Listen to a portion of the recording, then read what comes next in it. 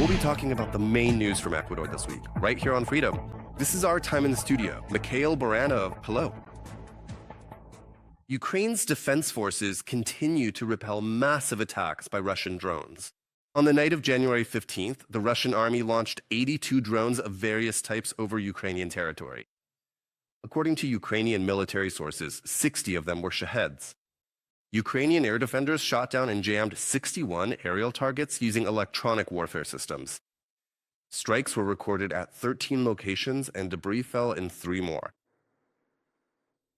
7 people were injured as a result of Russian shelling of the city, Sumy and the surrounding region. Among them were 4 children. Private homes, vehicles, and a gas station were also damaged. According to the Regional Military Administration, one of the drones used by the Russian occupiers to attack the region was a Russian-made kamikaze drone called Tolnaz. It damaged a civilian infrastructure facility. As a result of Russian attacks on the Kherson region, a civilian was killed. According to local authorities, the Russian Federation Army struck critical and social infrastructure, as well as residential neighborhoods. 3 apartment buildings and 8 private houses were damaged.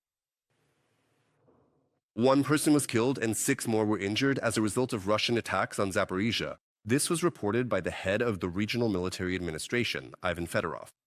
In total, over the past day, Russian forces carried out nearly 900 strikes on 27 settlements in the Zaporizhzhia region. There were 43 reports of damage to homes, infrastructure facilities, and vehicles. On the morning of January 15th, one of the drones of the Russian Federation Army also struck Lviv. It hit a children's playground in the city center. The blast wave and debris damaged houses in several districts of Lviv. Historical sites, a school, and a university building were also affected. More than 50 windows were shattered. More details about the attacker in Norport. 1 window was blown out in one of the grounds. The guys have already fixed it up a bit. In here, the window frames were also blown out, but everything else is intact. At the moment of the explosion, Alina and her daughter were in the apartment. She was already getting ready for work when she heard the sound of a drone descending. A moment later, an explosion rang out. You know, I get very anxious and react nervously. A window was blown out in one of the rooms, and the guys have already fixed it there. They secured it a little bit, and here the window panes were also blown out. You know, I actually get really anxious about the air raid alerts here in Lviv, but today I guess I didn't even have time to get scared. I heard the Shaheed coming down, and then we heard the explosion and saw through the window how everything caught fire. A Russian drone struck the territory of Lviv's historic center, damaging a monument that is on the UNESCO World Heritage List, specifically the Cathedral of Saints Olga and Elizabeth. The stained glass windows, which are 40 years old, were damaged. Some of them will have to be restored. This stained glass, this is not the Nativity. This stained glass, this is the Nativity. We can see the Virgin Mary holding the infant Jesus in her arms. Joseph is next to her. If you look closely, here is some damage, and here as well, broken from the outside. We will be removing all of this. Several districts of the city suffered the most destruction at once. Damage was recorded in 9 residential buildings. The extent of the damage is still being calculated. A destroyed playground is the least of the problems that could happen. Overall, houses in 3 districts of Lviv were affected. These are the Frankivsky, Helitsky, and Zaleznichny districts. More than 50 windows were blown out. Of course, since 6 a.m., residents have been receiving all the necessary assistance, and they will also get funds to replace the windows. So everything will work as usual. The process is already well established. The blast wave also blew out windows in one of the city's schools and in one of the buildings of Lviv Polytechnic. The attack was witnessed by utility workers who were working outdoors at the time. At 7 in the morning, I saw a drone flying. I was here at the bus stop clearing snow. There was a lot of snow today, so we went out earlier. The drone flew right over our heads. The police and I ran away quickly. Utility services are working at the damaged sites, documenting the destruction and boarding up the broken windows.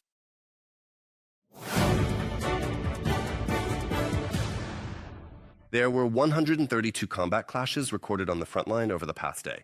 According to the General Staff of the Armed Forces of Ukraine, Russian occupiers have become more active in 6 directions. In the Alexandrovka sector, Ukrainian forces repelled 11 enemy attacks. Another 12 assaults were repelled in the Lyman sector, 14 in the southern Slobozhanske sector, 15 in the Kostiantinovke sector, and 20 in the Huliai-Pole sector. The largest number of Russian attacks, 25, were stopped at the Pokrovsk bridgehead. Military experts say that the Russian Federation's army is now trying to change its offensive tactics. There is massive use of personnel and armored vehicles. This doesn't work here because our reconnaissance quickly detects and destroys their armored vehicles. In addition, strikes are carried out by drones and artillery on concentrations of their personnel or armored vehicles. So lately, for example, they've been using just a couple of tanks. One tank engages in combat, suppressing positions ahead. Basically, it targets our resistance or return fire. Meanwhile, the second tank moves forward as far as possible. And our forces are already developing ways to counter this tactic. 1,150 Russian occupiers. Ukraine's defense forces eliminated them over the past day.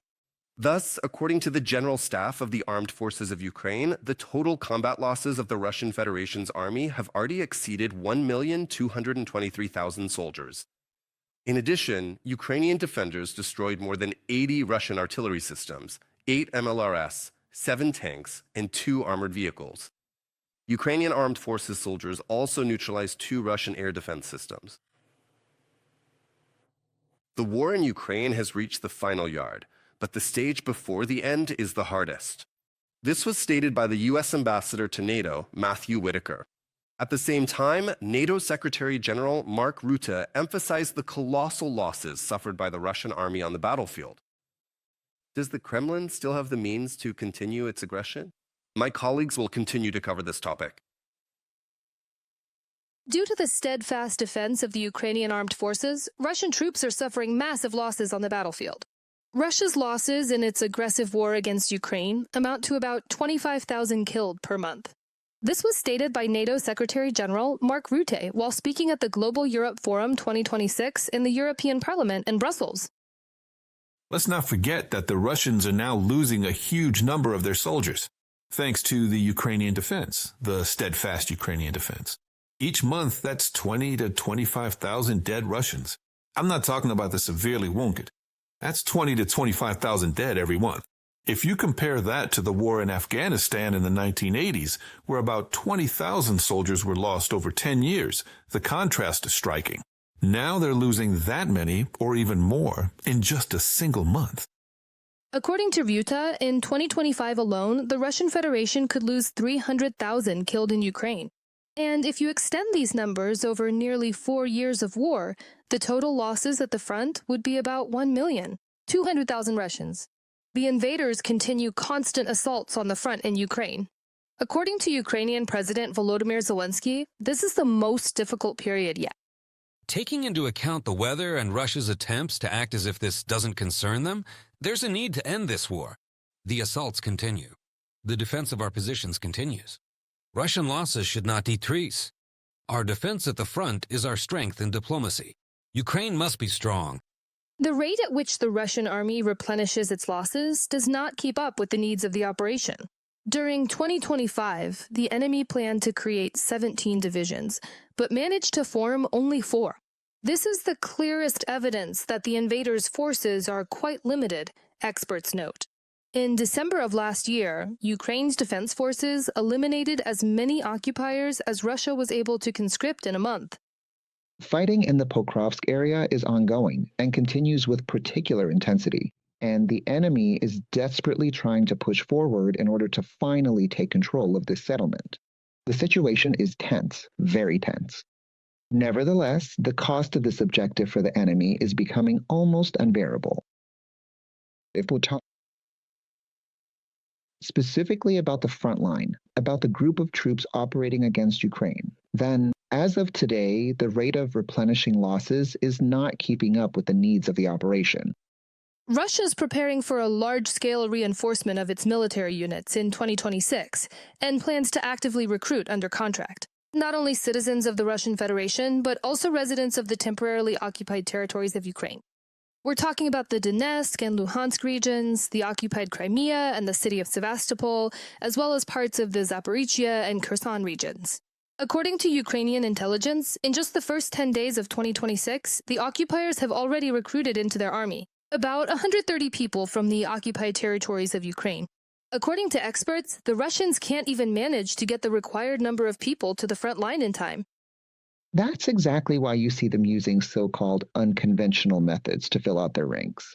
Recently, videos featuring black mercenaries have become popular or let's say militiamen, or as the Russians call them, one-time charcoal, who are used in combat engagements. The enemy, yes, still has the ability to conduct combat operations. Yes, the enemy can push forward and create numerical superiority, but to say that today they have the ability to independently determine the direction of their main attack and quickly concentrate forces there to advance, well, I wouldn't go that far. Russia's full-scale war against Ukraine has already been going on for more than 1,418 days, which is longer than Nazi Germany's war against the Soviet Union lasted. Kremlin propaganda still relies on myths about that war, trying to justify its current aggression against Ukraine. However, despite years of preparation and significant resource superiority, the Russian army has still not come any closer to achieving the goals set by Putin. Victoria Chistuchina for Frida TV Kel.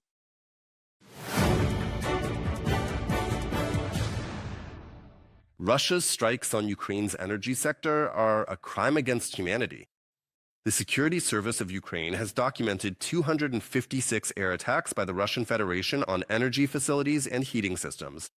Since the beginning of the current heating season, the Russian occupiers have been shelling critical infrastructure with ballistic and cruise missiles, Iskander, Caliber, K-101, K-69, as well as Duran-type drones.